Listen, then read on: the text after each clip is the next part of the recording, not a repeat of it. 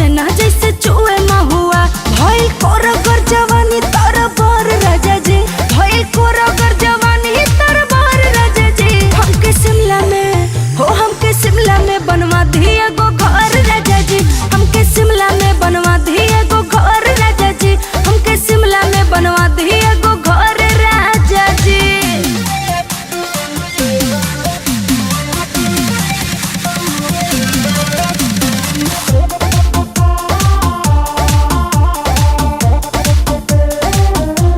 साड़ी जब पहिनी सनक जाता माथा सूती के कुर्ती गरमी से लसियाता साड़ी जब पहिनी सनक जाता माथा सूती के कुर्ती गरमी से लसियाता काम करे ना एसी कूलर राजा जी काम करे ना एसी कूलर राजा जी हमके शिमला में बनवा दिए गो घर राजा जी हमके शिमला में बनवा दिए गो घर राजा जी हमके शिमला में बनवा दिए गो घर राजा जी।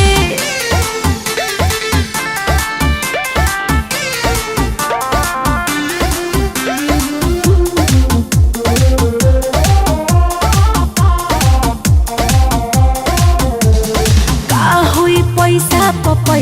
कमा के साधु पूरा धीरज घर बनवा के का हुई पैसा कमा के साधु पूरा धीरज घर बनवा के छोड़ के चली ना बक्सर शहर राजा जी छोड़ के चली ना बक्सर शहर राजा जी हमके शिमला में बनवा दिए गो घर राजा जी हमके शिमला में बनवा दिए गो घर राजा जी हमके शिमला में बनवा दिए गो घर राजा जी।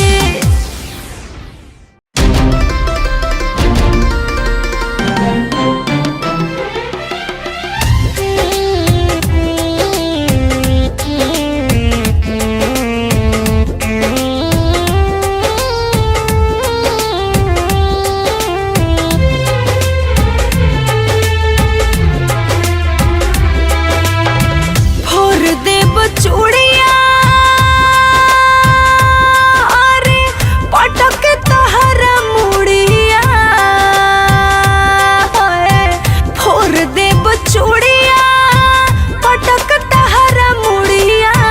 भइल बाल बच्चा वाला बदल न लुरिया कौन सवत में अझुराइल रहेला कौन सवत में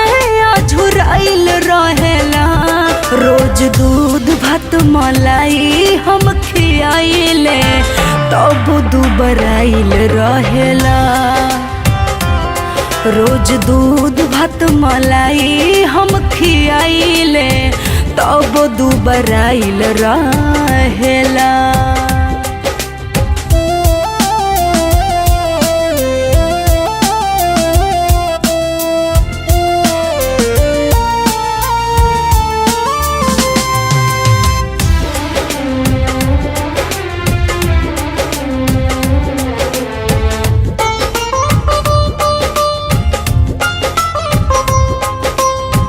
हमारा बुझाता कहीं लकड़ी वाला गल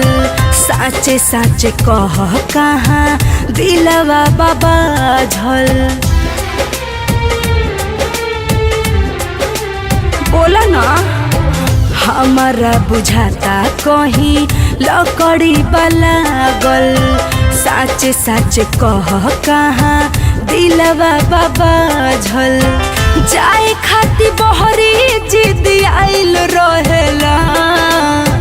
जाए खाती बहरी जिद आइल रहेला रोज दूध भात मलाई हम खियाइले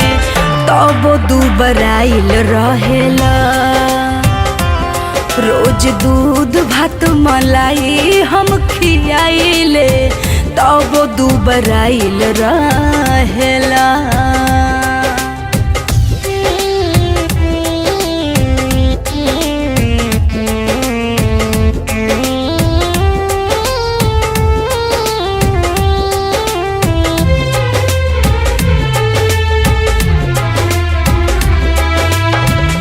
तहरे फिक्रिए भैनी गलल बतासा करतार बोल है अनिल कवन हो तमाशा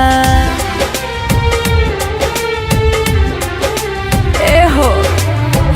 तहरे फिक्रिए भैनी गलल बतासा करतार बोल विपुल कवन हो तमाशा प्रियंका से काहे कगरी आइल रहेला प्रियंका से काहे कगरी आइल रहेला रोज दूध भात मलाई हम खियाइले तब दुबराइल रहेला रोज दूध भात मलाई हम खियाइले